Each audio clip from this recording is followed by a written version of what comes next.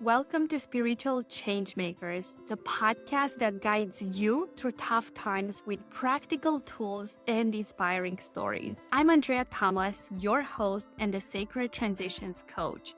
Join us as we hear from spiritual changemakers who have connected with their higher power and overcame adversity. Whether you are navigating a difficult transition or seeking to deepen your spiritual practice, our podcast provides guidance to help you find magic in the change. Come on this journey of self-discovery, empowerment, and transformation with us and unlock your potential to become your best self. My beautiful souls, and welcome to day 2 of the Rebirth Breathwork. Oh my gosh, I'm so exhausted. And my name is Andreea Tamas. For those of you that are watching this and are new, say hi in the comments. I want to welcome you. I want to say hello. And what do? I'm an expert in conscious relationships for women. I guide women to have the relationship they want with the men they have. Today's session, hi Ale. Oh my God, it was about men and narcissistic relationships. This is what came up today. So I'm going to share with you what came up and what can we do when we deal with narcissistic men in our life. And this is something I became aware probably only three and a half years ago, when I realized that my dad was having these narcissistic traits. And then as I saw that, I saw how I was choosing men who were similar to him and who are also having narcissistic traits. And that has been, I would say, a pattern that was keep happening. And what it was shown to me today, it was the fact that it's all connected and it all comes from the parents. So if you are on the masculine side, usually comes from the mom. For me,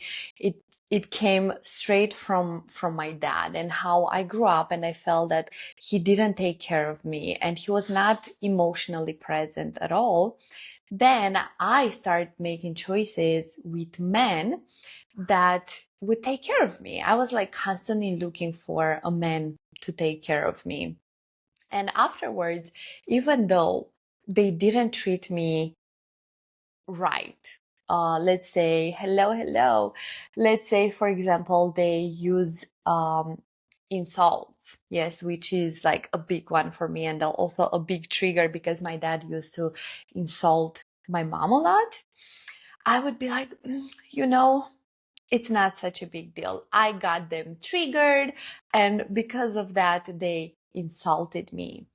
And now when I'm able to look at it more from afar, I'm like, hell no, that's really not okay. And it's actually one of my non-negotiables to be called names by my partner. I don't freaking care how trigger you get. It's just not okay to do name calling, no? And I would love to see what is your perspective and your thoughts on this as well. So how it came up, it's like, okay, it came from that. Then I was keep choosing this kind of man. And then I was taken in this direction where I would constantly choose a man to take care of me. And it was more, I would say, emotional, to do like active services, because that's what my dad used to do, active services. Then I was shown that I don't trust men. And it has to do with the fact that I do not trust my inner masculine. And what do I mean by that? Our masculine, our inner masculine is the one that it's pretty much taking care of us. Know that we feel safe, we feel protected, we feel that no matter what's happening, no matter what we go through, we got our back, that our inner masculine can hold us. And that came like so strong, where I was like, whoa, I'm still not trusting even at this day my inner masculine. And it's so important to have these two integrated, the feminine and the masculine, because if we don't have a good relationship with our inner masculine, then we are constantly going to keep attracting men to feel that void that we feel within ourselves, that what we don't give to ourselves, we're gonna look on the outside. And many times we do not make the right choices, as you can see with my past and previous relationships. And then how do you become aware that you are in a narcissistic relationship? Because I was in one, and I was not aware of it for many years. And then I remember sitting at a table. I was at an event and I was sitting at a table with multiple women, and they started talking about their previous husbands who were narcissists. And then they started describing the characteristics. And I was like, whoa, that sounds very familiar. And then I remember telling them, maybe I am the narcissistic one. And they started laughing, and they're like, a narcissistic person will never say that about themselves. So how do you identify if you are with a narcissistic person in a relationship? First, I would say you're gonna be like driven crazy, because no matter what's happening in the relationship, no matter what's going on, it's always your fault. It's something that you didn't do right, and the other person that is narcissistic, it's not able to take responsibility at all, and it's constantly projecting on you, it's projecting on the other person. So that's one of them. The other one is happening a lot of manipulation and gaslighting.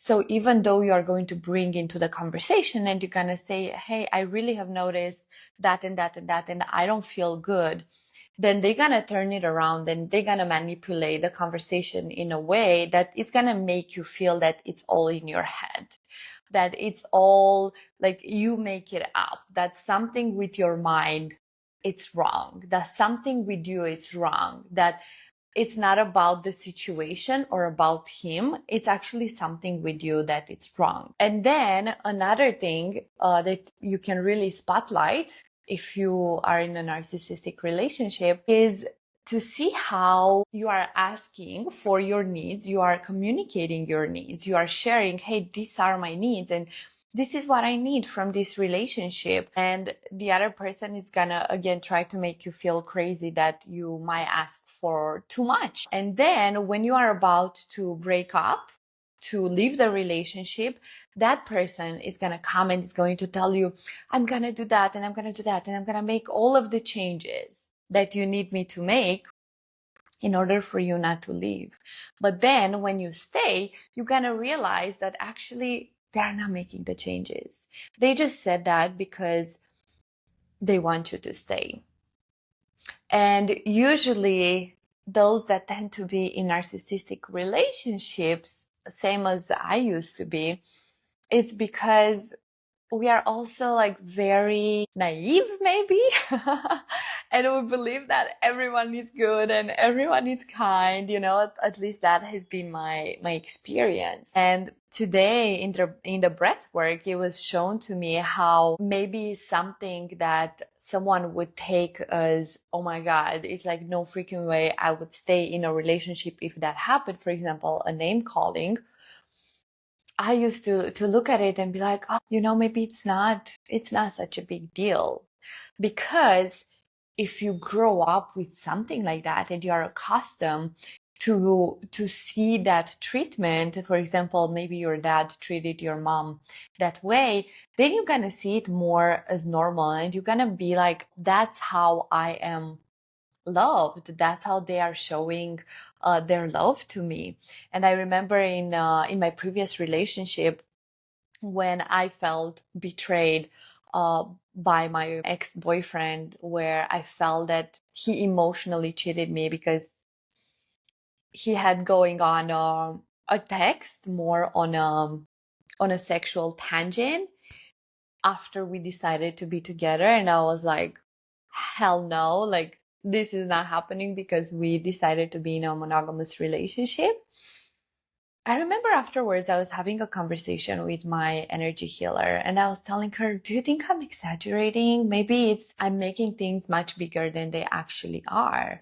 And she was like, no, not at all. And that's when I really realized that I actually, through pain, I think I used to feel that I am loved. And of course, now I'm able to spot those things much faster because I've been through them, and I've been in toxic relationships, and I lost myself in relationships over and over again so many times. And that's why right now I am helping women with relationships, because truly being in a relationship for myself has been one of the most challenging things. It has been the hardest, and it has also taught me the most. Like, it has shown me all of my shadows, all of my triggers, and it has helped me grow exponentially. So I do believe that relationships are the new path towards spirituality, towards evolution. If we are in a relationship with where both people come together and they are open to work together, to become a team, to look at each other's patterns. It has to be two. And as long as the willingness is there, and then you see the changes, then there is hope. There is hope. And if there is something I have learned being in the 2 7-year relationships, is that no matter with who we are, it is going to require your energy and an effort, and to nourish that relationship. And no matter with who you start, it's not going to be perfect.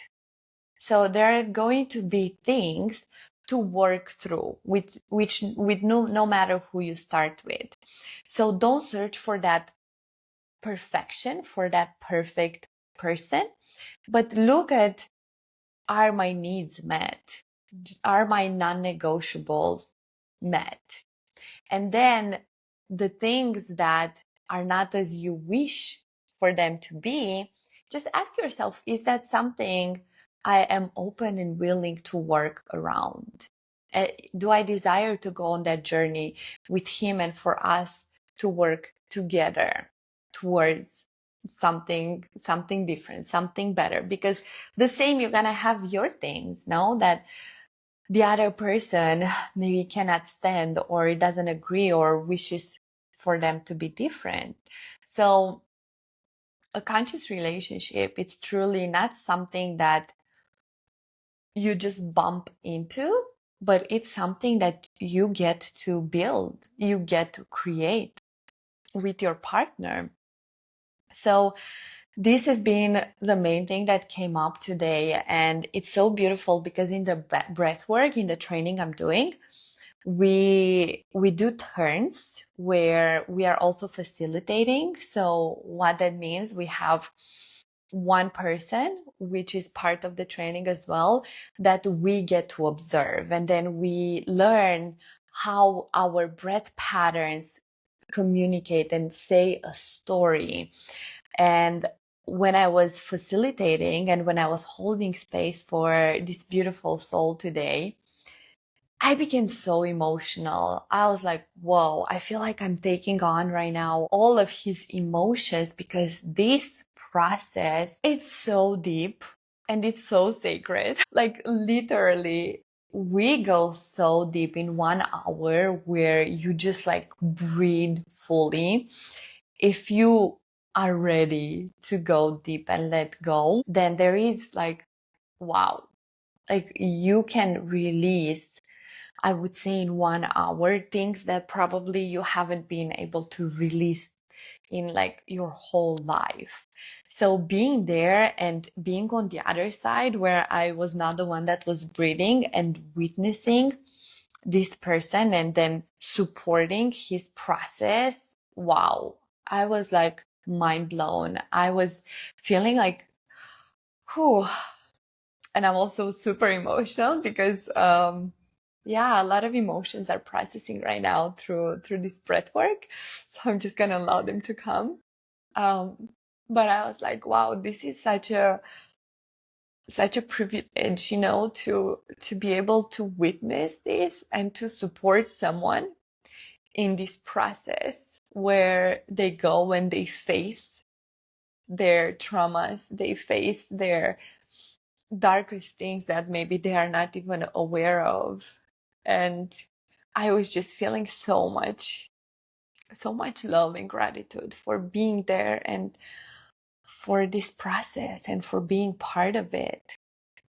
And with what I want to leave you today, it was that also what I was the one that facilitated first, and then the same person facilitated after and hold this space for me.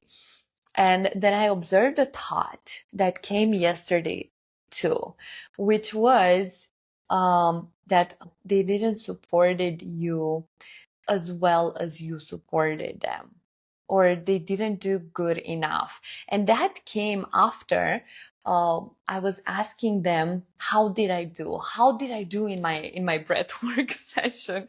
How did I do with my breathing? Did I breathe well enough? Because that's like, it's so deep rooted. Like when I go out and I'm like, I just don't feel that I did good enough, even though I have released like crazy. Even right now, you can hear uh, my voice that it's like still recovering. And hello, hello. Like I would like scream and shake and punch and whatever, because like you are doing a lot of release of emotions.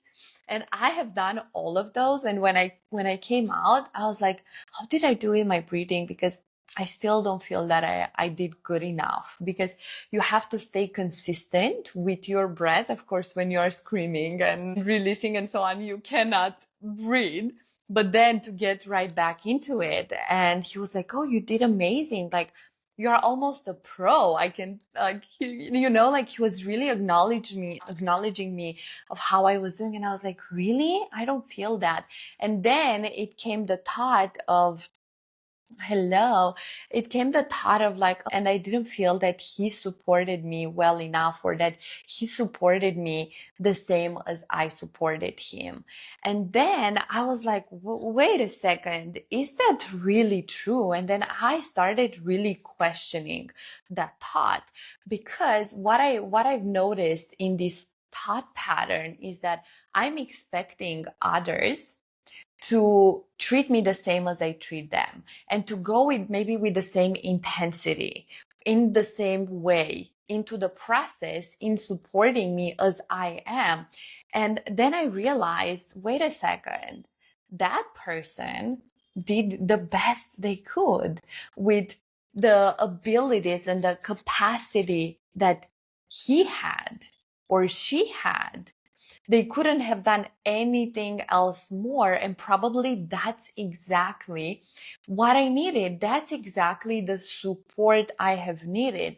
So instead of going into criticizing that the other person didn't do well enough, how about we acknowledge that each and every person always does the best they can in every single moment, based on their capacity, based on how available they are as well. And then trusting that I am also receiving exactly what I need in this moment. And this comes with a lot of trust and surrender into the process, trust and surrender into the experience itself. Yes, this has been my today's session, and I'm super happy about it, super excited. I am so fascinated about this process and really learning. It's so interesting to learn to read the breath patterns. I have learned today how based on how a person is breathing, it's going to show what's happening in their life. Like if they are stressed, if they have a hard time letting go of the past, forgiving, if they have a hard time like going into the new, of so many things. It's such a beautiful, beautiful tool, and it's fascinating. I cannot wait to share it more with all of you. And I'm sure there are maybe facilitators, in whatever area you are in. And if you enjoy what I'm sharing with you, if you enjoy the transformation that I am having, and if you feel drawn towards this specific tool and modality, then just go on Google and search, Rebirth Breathwork facilitators. And I'm sure if it's meant for you, for your journey, that it is going to happen. That's it from me today. Thank you for being here. Thank you for joining me. I will come back tomorrow with day 3 to give you my insights from day 3. Meanwhile, I hope you have a beautiful Saturday. I love you. I appreciate you. And I truly believe in you. Take care. Thanks for tuning in to Spiritual Changemakers podcast. To stay connected and help us reach more people like you, please subscribe, follow, and leave a comment. Join our community of spiritual changemakers on social media to connect with like-minded individuals and continue the conversation. Remember, the power to create positive change is within you. Keep showing up as your best self, and let's keep the magic of change alive. Until next time.